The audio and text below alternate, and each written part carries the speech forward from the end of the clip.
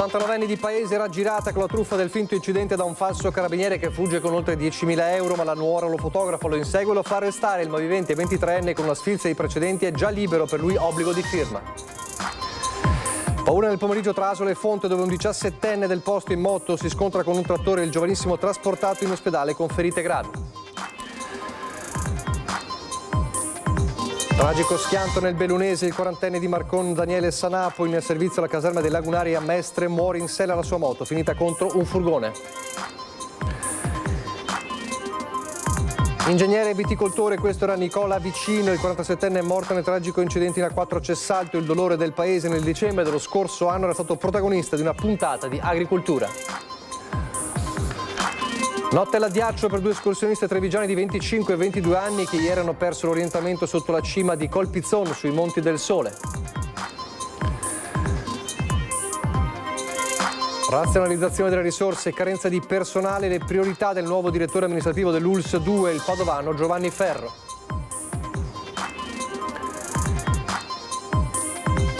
Caro carburante, l'appello di Moma all'uso alternativo dei bus. Sino a fine mese si può ancora accedere al bonus regionale trasporto che consente di risparmiare fino al 60% dell'acquisto di un abbonamento annuale.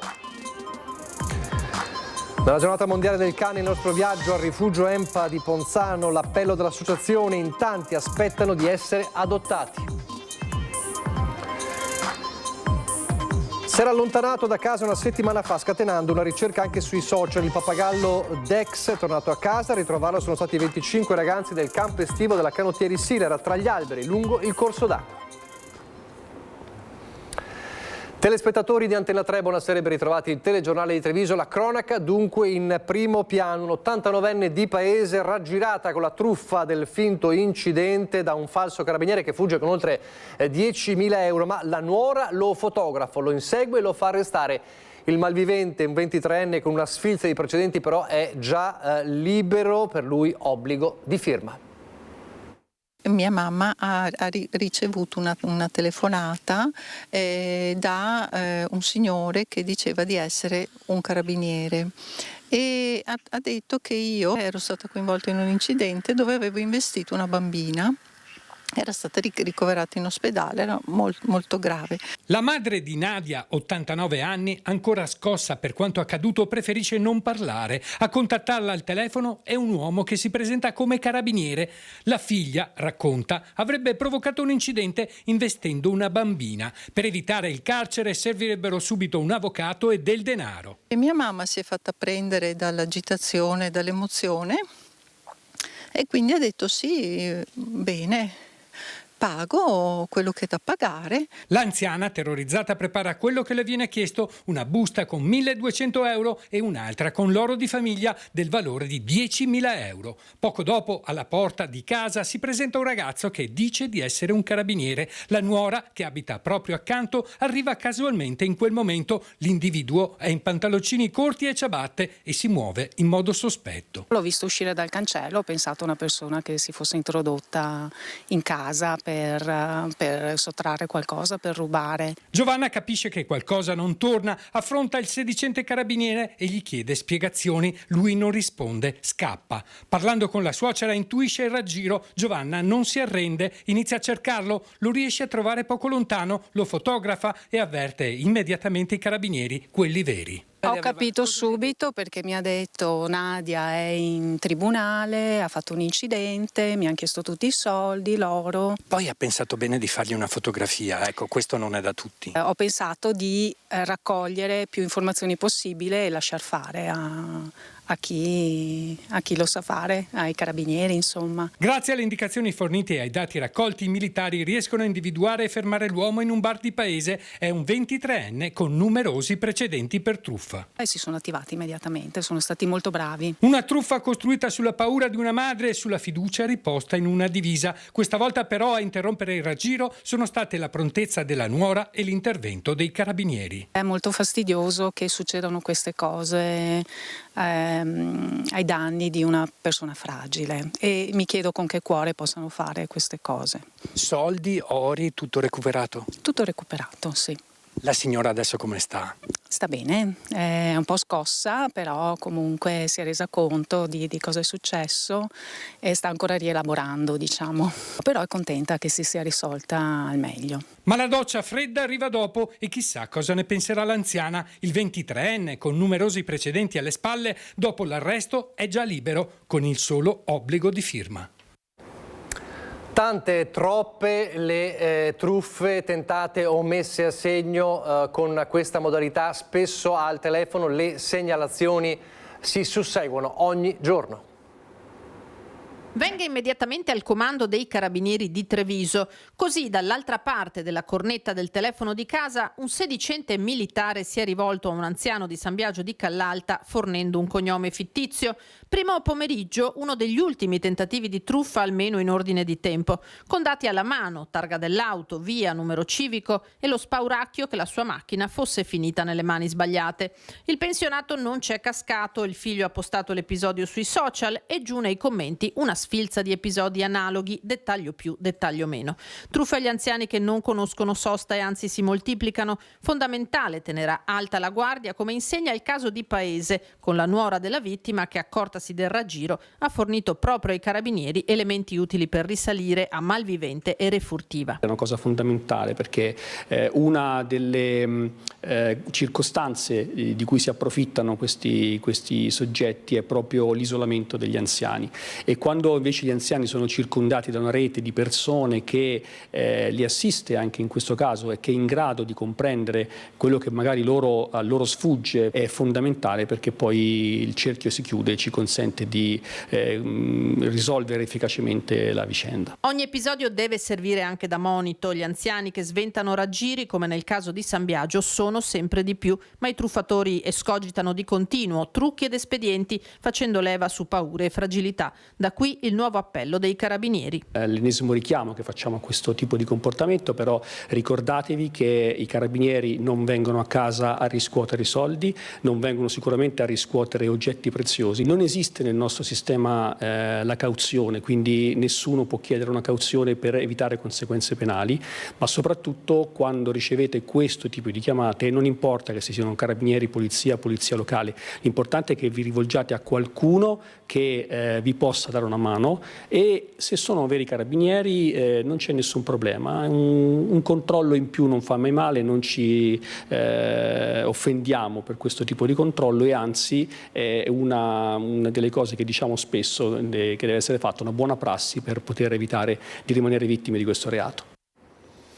Ancora la cronaca paura nel pomeriggio in via Santa Margherita nel comune di Fonte, al confine col territorio di Asolo, uno schianto tra un trattore e una moto con un sella, un 17enne del posto trasportato d'urgenza all'ospedale di Montebelluna con ferite gravi, anche se fortunatamente il giovanissimo non si troverebbe in pericolo di vita. Sul posto l'automedica e l'ambulanza di Pedemontana Emergenza e il soccorso inviato dalla centrale operativa, rientrato però fortunatamente libero all'ospedale di Treviso. Come vedete nelle immagini, per i rilievi e la dinamica dello schianto, la polizia locale del servizio associato di Asolo. E poi la tragedia consumatasi ieri a Cessalto lungo la A4, ingegnere e viticoltore. Questo era Nicola Vicino, 47 anni, morto nel tragico schianto. Il profondo dolore di Zenson di Piave, dove la famiglia porta avanti due aziende grazie anche alla sua capacità di innovare. Qui ci sono 15 ugelli per lato, ognuno dei quali viene modulato con un flusso di miscela per la protezione fitosanitaria proporzionato a quanta vegetazione è stata vista dalle telecamere pochi secondi prima. Nicola Vicino descriveva così a dicembre al microfono di Agricoltura Veneta le componenti del macchinario per il trattamento di precisione dei vigneti, frutto del suo talento per l'innovazione. E un altro suo prototipo era quello che l'ingegnere viticoltore di Zenson di Piave stava trasportando sul suo furgone lungo l'autostrada A4, quando all'altezza di Cessalto si è trovato di fronte alla colonna di camion ferma per l'incidente della mattina a un'autocisterna di fenolo. Fatale forse una distrazione, l'impatto con il tir che lo precedeva è stato devastante. Una vita spezzata a 47 anni, nel corso dei quali Nicola non aveva esitato a prendersi carico insieme alla sorella Denise, prima dell'azienda fondata nel 1976 da papà Elvise e mamma Nadia, la CET Electronics di via Fermi, poi nel 2012, alla morte dello zio, della Terre Grosse, vigneti e cantina sull'altro lato della strada, determinato a produrre vino biologico. Era pronto a raccogliere le sfide, niente lo spaventava. Nel piazzale dello stabilimento quel macchinario su cui stava lavorando un prodotto per la viticoltura del futuro. I dati di vigoria che possono essere rilevati possono essere poi sfruttati anche durante l'inverno, magari anche da un mezzo autonomo, per realizzare una fertilizzazione a terra proporzionata a quello che era lo stato di vigoria del vigneto. Era la mente di tutto e quello che non sapeva non vedeva l'ora di impararlo, racconta Denise. La salma è stata ricomposta all'obitorio di San Donà di Piave. La famiglia attende ora il nulla osta per i funerali. Il 47enne lascia la moglie e 2 figli giovanissimi di 13 e 15 anni. Nicola era una persona conosciuta e stimata a Zensone di Piave, nella nostra piccola comunità. È un amico, ma anche un giovane imprenditore lungimirante e brillante, capace di costruire con passione e competenza le sue realtà importanti che ha costruito. Di fronte a una tragedia così grande le parole rischiano di essere inutili. Possiamo solo stringerci attorno alla famiglia e far sentire loro che non sono soli. Notte all'addiaccio per 2 escursioniste trevigiane, rispettivamente di 25 e 22 anni, che ieri hanno perso l'orientamento sotto la cima del Col Pizzon sui Monti del Sole. Siamo a Rivamonte a Gordino. Le 2 amiche partite ieri attraversando la zona delle miniere di Val Imperina dopo aver scaricato un itinerario online senza descrizione e difficoltà. Si sono ritrovate a seguire la traccia di un viazze esposto, difficile da cercare e trovare, con l'intenzione di scendere al bivacco Buzzati. Arrivate con difficoltà sotto la cima del Col Pizzon a 1400 metri di altezza, non se la sono sentita di proseguire. Alle 19:15 hanno chiamato il 118, allertato il soccorso alpino di Agordo e geolocalizzata la posizione vicina ai salti di rocce e ripidi pendii.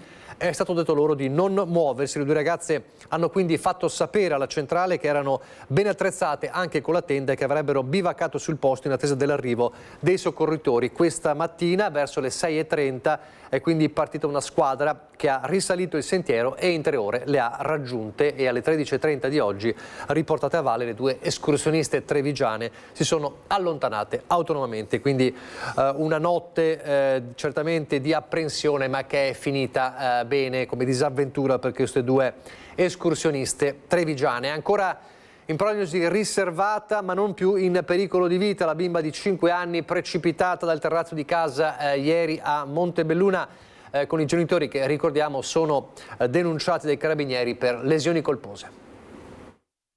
Ha riportato diverse fratture e lesioni, è ricoverata in prognosi riservata nella pediatria dell'ospedale di Padova, ma non è in pericolo di vita la bimba di 5 anni precipitata ieri dal terrazzo di casa a Montebelluna. Un volo dal 5° piano del palazzo fino al 2°, dove la caduta della bimba è stata attutita dalla tenda da sole. La piccola è stata soccorsa dai sanitari del 118 e trasferita con l'elicottero che dalla Marca l'ha portata all'ospedale di Padova.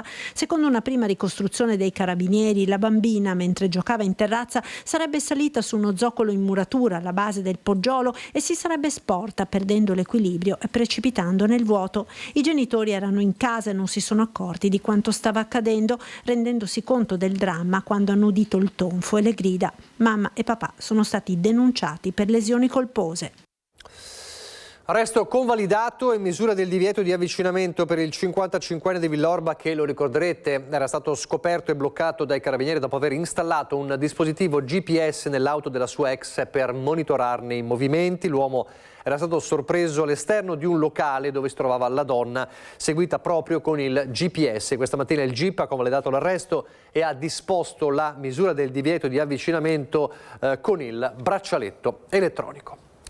Lasciamo la cronaca, ci torneremo più tardi con la provincia di Belluno. C'è la politica però, perché interviene dall'estero, dal Canada, dove si trova in questi giorni il vannacciano Joe Formaggio sulla polemica dello squadrismo Summerfest di Vedelago, e col pretesto di gettare acqua sul fuoco lancia invece nuove provocazioni. Quanto buon tempo hanno i deputati del PD e, come dice il generalissimo, me ne frego. Risponde sui social con l'ennesimo rimando al ventennio il vannacciano Gio Formaggio all'interrogazione a risposta scritta presentata al ministro dell'Interno Matteo Piantedosi sullo squadrismo Summerfest di Vedelago dai parlamentari Dem Rachele Scarpa e Piero Fassino.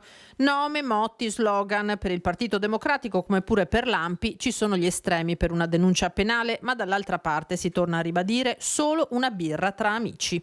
Ci siamo divertiti, non abbiamo fatto niente di male. Trovo buffo che i deputati del PD perdano del tempo a interrogare il ministro dell'Interno, a fare tutte queste cose qua, e poi prendo lezioni di diritto da chi rubava, come l'onorevole Fassino, i profumi in aeroporto. Penso che ci sia da divertirsi su questa storia qua. Una destra moderna non può essere nostalgica, premette un altro esponente di primo piano di Futuro Nazionale, Stefano Valdegamberi, ma dice: non accetto lezioni di democrazia da chi, come l'onorevole Scarpa, non sente il dovere di spiegare i rapporti finanziari con un'associazione che ha ricevuto ingenti risorse da una fondazione collegata alla rete di George Soros, protagonista della speculazione contro la lira che contribuì alla drammatica crisi valutaria italiana. Quali interessi rappresenta Scarpa a Roma? Si domanda infine Valdegamberi.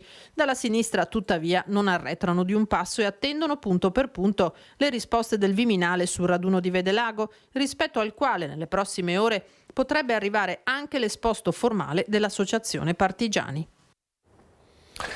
La sanità adesso con le priorità del nuovo direttore amministrativo dell'ULSS 2 Marca Trevigiana, il padovano Giovanni Ferro.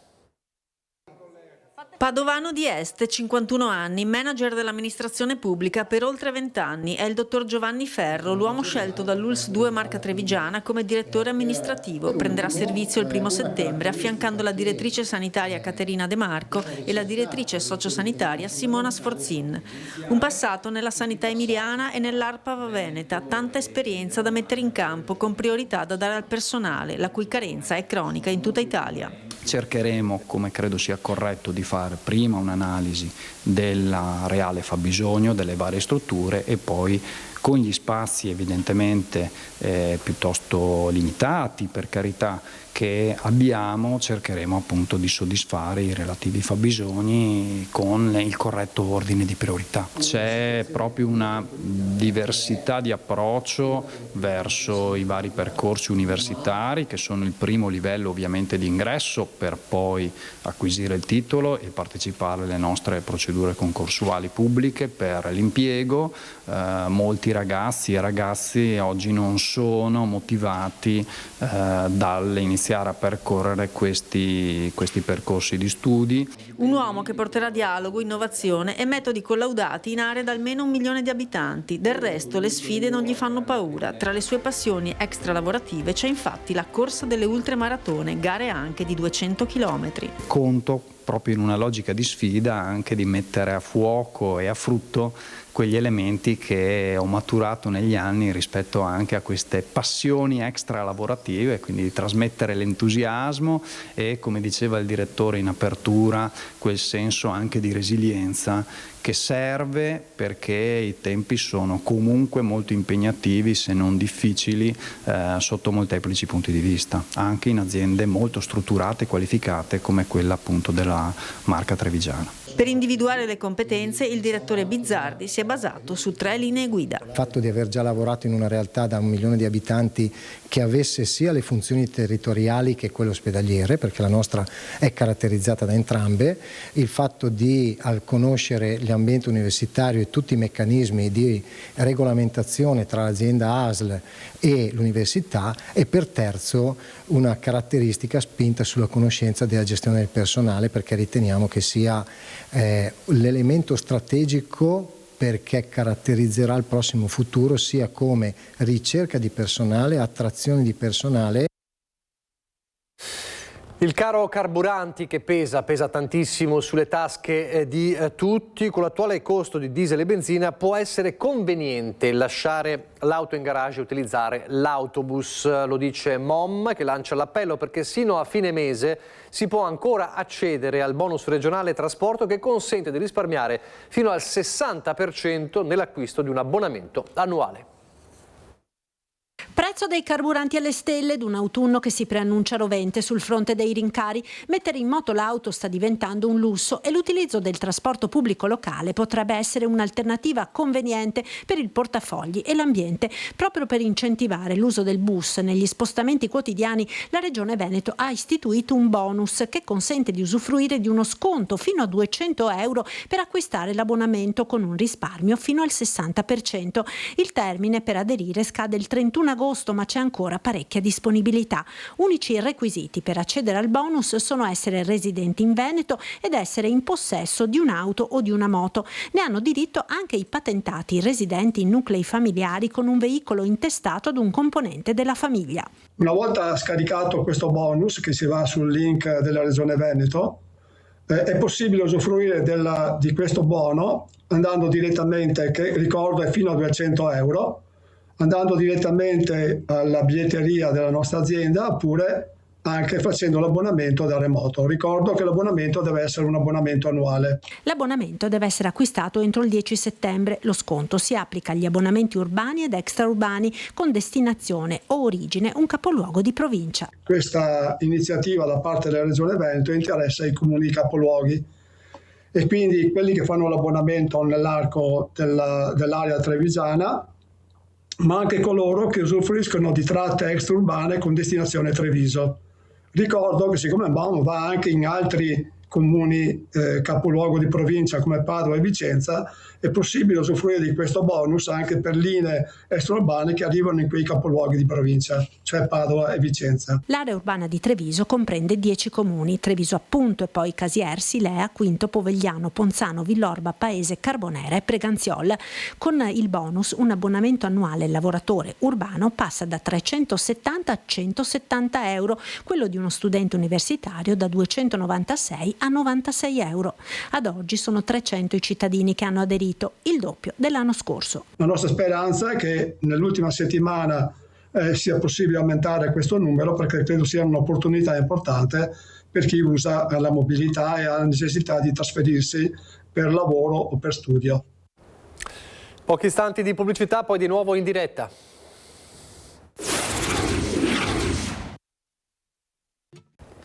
Rieccoci in diretta, il telegiornale di Treviso, partiti proprio dalla stazione di Treviso questa mattina i primi 160 pellegrini dell'Unitalsi diretti a Lourdes, con loro c'era anche il vescovo Monsignor Michele Tomasi.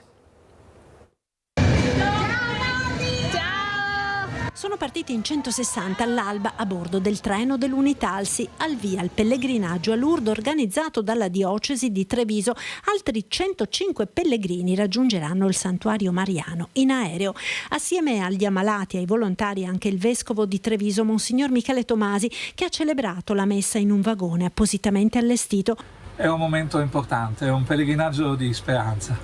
Tante persone che hanno fatiche nell'anima, nel corpo, vengono accompagnate da fratelli, da sorelle, da amici, da amiche che si mettono in viaggio. Un viaggio alle volte che sembra complicato, forse fuori dal tempo, ma è invece un viaggio che rinnova i motivi della speranza e della fede. Ed è un posto dove non c'è bisogno di portare maschere, di nascondersi, di fare finta di qualcosa. Portiamo tutte le nostre fragilità, ma anche la forza della fede e della speranza, e chiediamo al Signore di poter ritornare rafforzati per poter essere strumenti di amicizia e di solidarietà anche per i nostri territori, per le persone che ci sono care. Un viaggio di fede e di gioia che prevede diversi momenti di preghiera che culmineranno domenica con la messa internazionale nella Basilica San Pio X, il passaggio alla grotta e la festa finale. Oggi è la giornata mondiale del cane. Per i tanti fortunati che hanno una famiglia ce ne sono altrettanti che dietro le sbarre di un canile cercano una nuova possibilità. Il nostro viaggio questa mattina al rifugio EMPA di Treviso. Chissà che le persone imparino a rispettare questi esseri viventi meravigliosi che sanno dare tanto. E cosa posso dire di più? Di rispettarli, non abbandonarli, di chiedere aiuto, che è fondamentale, piuttosto di mollarli in giro per le strade, che diventano sia un pericolo per le persone, ma anche per loro stessi, insomma. Compagni di vita e di avventure accompagnano le giornate, scodinzolando felici al nostro rientro, abbaiano, sbavano, giocano, non ci lasciano mai soli, ma salvano anche vite, guidano i non vedenti, accompagnano i malati, sono i cani, quelli fortunati, che un guinzaglio riporta sempre da un umano che li ama e li protegge. Poi ci sono gli altri, quelli che ti fissano dietro le sbarre di un canile, aspettando che qualcuno tenda loro una zampa non pelosa. Nella giornata mondiale del cane il regalo più bello non è un osso, un gioco o una carezza, è una seconda possibilità che trasformi una gabbia in una cuccia calda, una solitudine in compagnia, regalando un amore senza condizioni. All'EMPA 100 volontari si occupano di altrettanti cani, spesso maltrattati o abbandonati, come questo maltesino trovato pochi giorni fa in mezzo alla strada a Signoressa. Dice prenotata e va a casa. Enzo è il mio amore, è il mio amore. È il cagnolino trovato poco più avanti in mezzo alla strada. Lui è un maltesino, ci vede non bene, è di una dolcezza unica, si fa fare tutto. Io l'ho un attimo sistemato il pelo perché era un po' in disordine. Lui lo metti, sta fermo immobile. Questo era un cane di casa abituato ad essere toilettato. All'EMPA si garantisce presenza 365 giorni l'anno, anche per i più anziani che stanno in una casetta speciale, ma soprattutto c'è un mondo di affetto, coccole e zampe pronto a riempire il cuore di chi è pronto ad aprirlo. Se qualcuno è a casa, pensionato, eccetera, si ha voglia di impegnarsi, di venire a dare una mano, che qua le porte sono aperte e abbiamo veramente bisogno, soprattutto durante la settimana, di aiuto, perché portiamo fuori i cani, puliamo i box, facciamo tante cose qua dentro, perché loro hanno bisogno sempre, costantemente, tutti i giorni. E poi ci sono le storie, quelle belle, che commuovono, come quella di Joe. La scorsa settimana è andato a casa Joe. Sono stata felice di più, perché un cane che ha avuto una brutta storia al sud, è finito, da quello che so io, è finito investito da un treno e ha perso la vista, completamente cieco, e ha perso anche mezzo orecchio, cioè aveva l'orecchio amputato, però non era sordo. Niente, dopo parecchio lavoro con l'educatrice qua e con la volontaria, la sua referente, Joe è diventato un amore, bravissimo a guinzaglio, indipendente anche in area, girava da solo, ed è arrivata la famiglia giusta per lui. È andato a casa la scorsa settimana. Vederlo a casa per me non ha prezzo.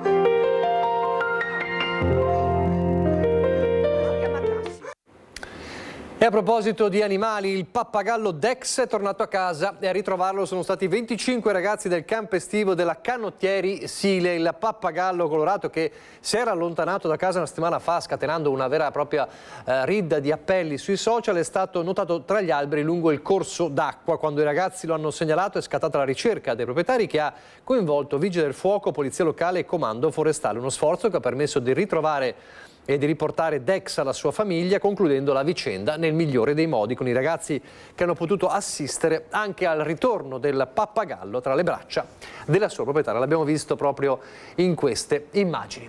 E adesso una festa speciale per il cittadino più longevo di San Biagio di Callalta. Oggi grande festa in paese per i 103 anni di Giuseppe Lorenzon, che alla sua veneranda età continua a fare piccoli lavoretti in giardino e nei campi. Questo pomeriggio era circondato dall'affetto dei 4 figli e 6 nipoti. Con loro c'era anche la sindaca Valentina Pillon.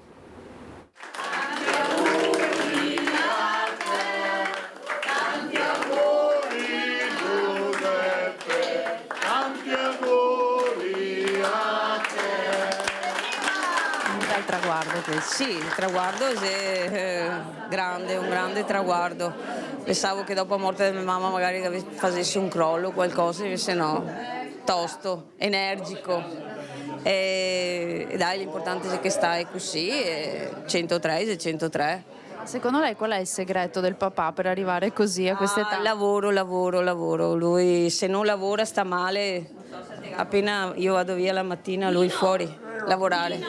Magari, non so, con la zappetta appena perché adesso non riesce più a fare niente, ma deve fare qualcosa. Un traguardo importante non solo per tutta la famiglia Lorenzon ma per tutta la nostra comunità, un motivo davvero di orgoglio. Auguri! Grazie. Auguri anche da noi dunque, da Antenna 3 ovviamente per nonno Giuseppe. Noi andiamo adesso nel bellunese.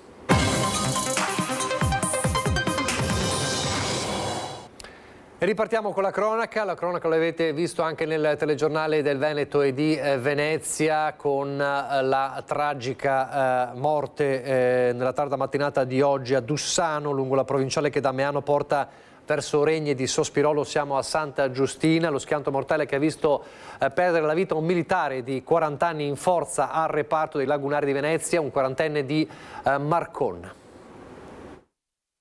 Daniele Sanapo, 40 anni, originario di Brindisi ma residente da tempo a Marcon nel Veneziano, è morto praticamente sul colpo. L'impatto fra la sua moto e un camioncino lungo la provinciale numero 2 che da Meano porta verso Oregni di Sospirolo non gli ha lasciato scampo. Lo scontro è accaduto attorno alle 11:30. È a quell'ora che la macchina dell'emergenza sanitaria e dei soccorsi si è mossa in forze. Ambulanza, elicottero, le pattuglie della Polstrada da Belluno e Feltre, i vigili del fuoco.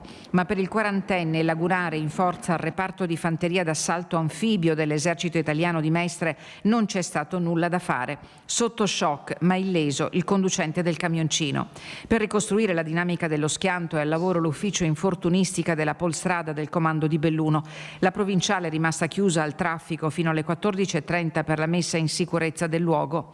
La notizia è arrivata rapidamente a Marcon, dove Daniele Sanapo risiedeva con la moglie e 2 figlie piccole. Il sindaco Matteo Romanello, raggiunto da Edi Caliman e Simone Merlo. Era una persona di paese che molti conoscevamo, molto attivo, molto presente, svolgeva il suo lavoro in maniera ligia.